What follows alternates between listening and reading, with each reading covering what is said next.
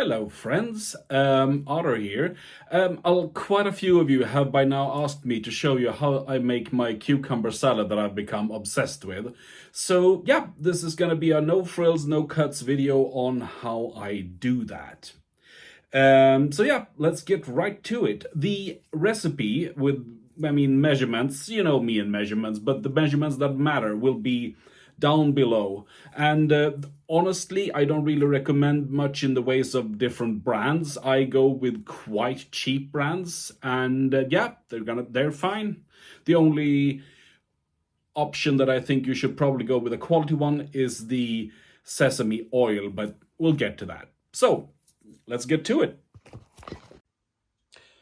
So, first of all, this is called smashed cucumber salad, and it's called smashed cucumber salad for a reason. Now, most of you will still be buying cucumbers in plastic wraps like this. This is an organic Swedish cucumber. If you are from a country where cucumbers are heavily treated with pesticides, probably wash it. But since this is a Swedish one, I know it's gonna be fine to use. Now, we're gonna have to smash it. So I've cut off both ends of the cucumber. And I'm gonna keep the plastic on while I smash the cucumber because, yeah, it's just a simple matter of keeping things less flying around the kitchen, because you're gonna be using whatever heavy object you've got. If you've got a beef mallet, if you've got a hammer, use the hammer. If you've got a rolling pin, use the rolling pin.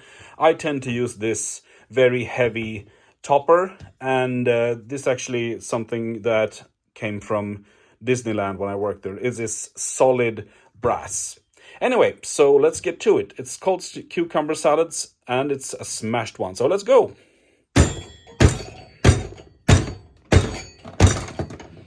There we go. You smash it together until about 2/3 of the thickness of it. And then you simply peel away the plastic like that. This was a lot easier using two hands. Come on. I thought I was gonna be elegant with that. I wasn't. Anyway, gone is the plastic. And we simply use a regular knife to cut it into about 3 or 4 centimeter pieces. It's not very exact. As you see, the point of this one is to get your cucumber reasonably chunky for the salad. And then we're gonna just take, most of them will fall apart just like this one.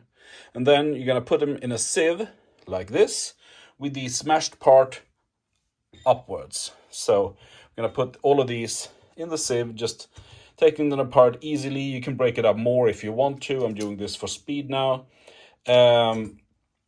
But the point is, let them point upwards, and I'm gonna show you why in just a minute.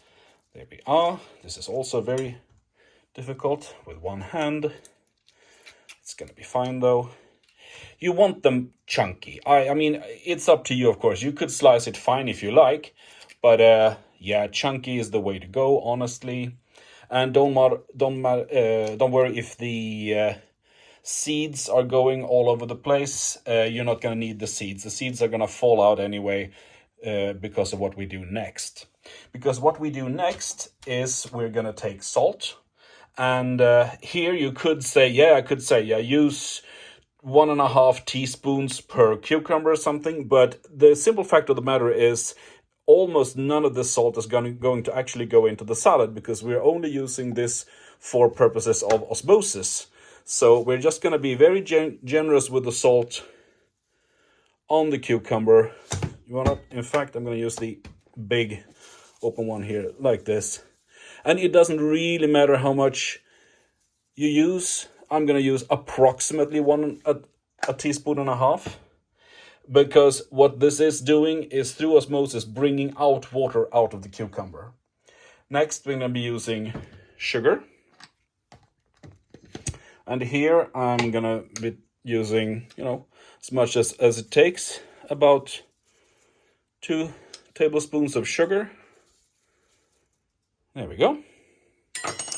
And now the reason we are using a sieve is that the water is now going to be pulled out of the cucumber and it's going to drop down into the bowl below. That is going to take about 1.5 hours in a fridge or 2 hours outside of the fridge. So either we do a jump cut or we simply use this one that I made 2 hours ago. Ha! I am so clever. Anyways, this one, as you can tell, these cucumbers were about the same size, but these pieces have shrunk down a lot. And that is because if we look into the bowl below, I even use the transparent one so you can see, this is how much water we have brought out of the cucumber. And that is how much of the, or approximately, how much of the sauce that's going to go back in once we put it in a bowl. So, this one's going into the fridge for later, and this is the one we're going to be using now.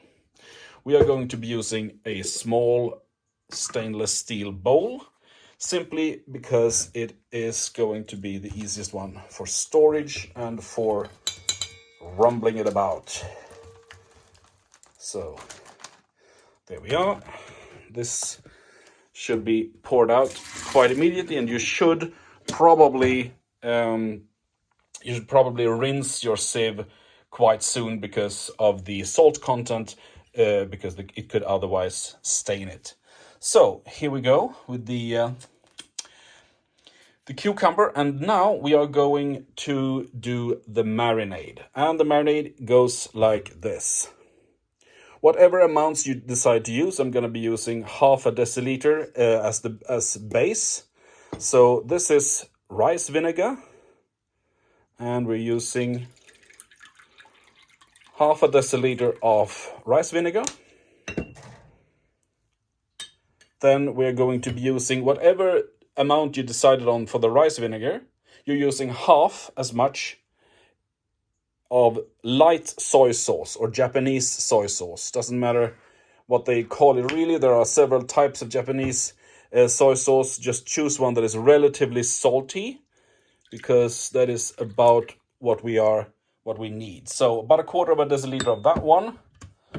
And then, of course, the one that's going to really set this off. This is the sesame oil. I happen to be quite fond of sesame oil, so I typically buy a bit of a fancy brand of it, but you could go with whatever, really. So these three are going to make out the sauce.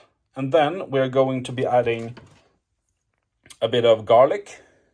You could use fresh garlic, of course, but honestly, I think fresh garlic is a bit too stingy. So we are going to be using garlic powder. We're also going to be using a mixture of white and black toasted sesame seeds. There are several brands you could be using. This is a very fancy one with ready toasted black sesame. Or you could just, since light sesame seeds are very cheap, you could just buy a bag of untoasted sesame seeds and toast them yourselves in a dry pan. It's really not difficult at all. And as a last ingredient, this is optional, but I really would advise you to have it, is this. This is crispy chili oil of a very famous brand that I can't pronounce. If you don't have crispy chili at home, you could absolutely go with a teaspoon of sriracha or something like that. But I think a little addition of chili in any type, shape or form is to be recommended. So let's put these in. We put in the vinegar, the soy, and since it's a light soy, it won't stain the cucumber as much. If you had been using a Chinese soy, it would stain it. And then the sesame oil, of course. There we are. Garlic to taste. I typically shake it around for about 3 or 4 seconds. There we go. We add my favorite mixture of sesame seeds. This is mostly for texture, but I also like the taste of it. And then also, of course, the crispy chili oil. Crispy chili oil is actually a rather new thing in the Asian cooking department. Whoa, this is very difficult with one hand. But I'm gonna use about 1 entire teaspoon of this in. There we go, that's about 1 teaspoon. Maybe 1 extra for the pot, there we go. This is very no frills, as you can tell. There we are. And after that, either just tumble it around heavily using a spoon, or since I happen to know Tom Subs and he gifted me these wonderful bowls that have airtight lids, I'm just gonna add it to this and then gonna do this.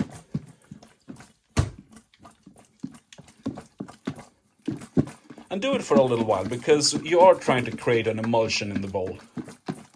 And you also want the taste to get into every little nook and cranny.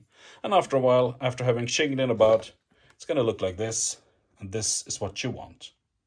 You put this in a fridge for about half an hour, or until the cucumber is really, really cold. And that's it. There you go. You've made your own Japanese style cucumber salad. Enjoy!